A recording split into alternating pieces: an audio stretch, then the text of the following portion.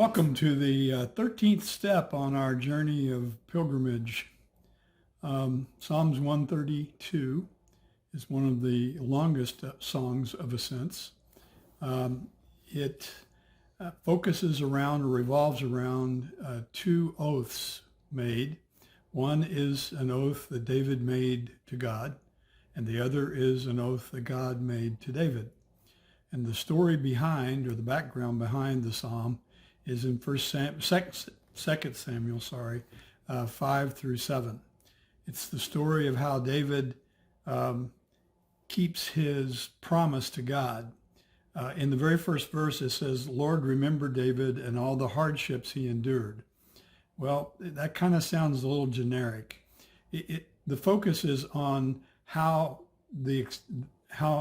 he went to such an extent, the hardships that he went through in order to fulfill his oath to God, that he would have a place and a temple site.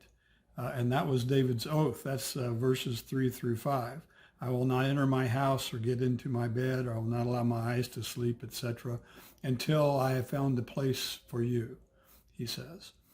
And that promise comes immediately after David is anointed king of all 12 tribes in Hebron by all the tribes of Israel in the north, the 10 tribes, and Judah and Benjamin in the south.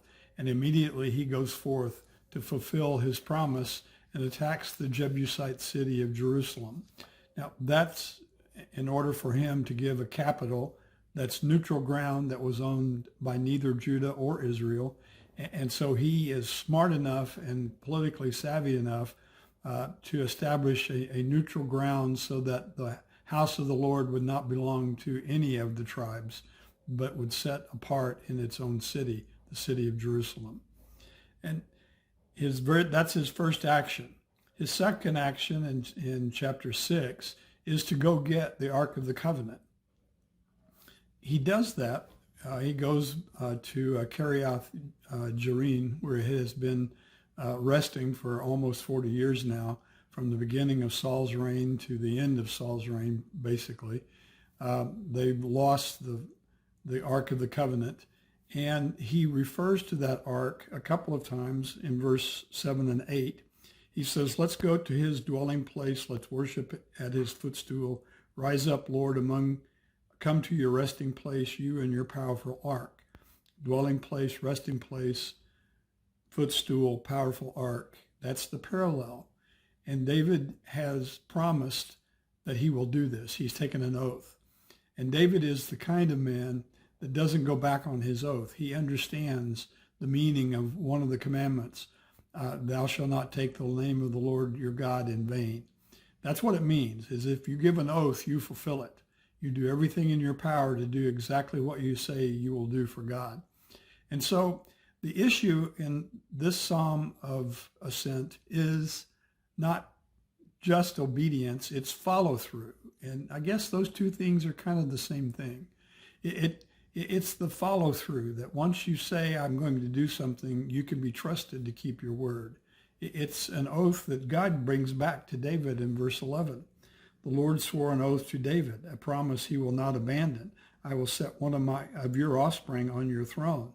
And he goes on to say, "If your sons keep my commandment, then they'll reign on your throne." And so it's the great promise of 2 Samuel 7, that God is going to place a descendant of David on the throne forever.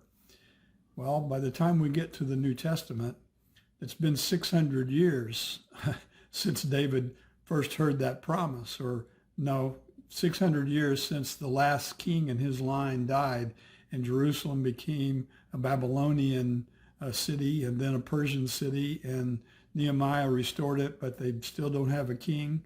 And they're still waiting for a king when Jesus comes onto the scene. And God is going to follow through. David followed through. God honored that. God is going to follow through. He's an example of his own character, so that we can trust him.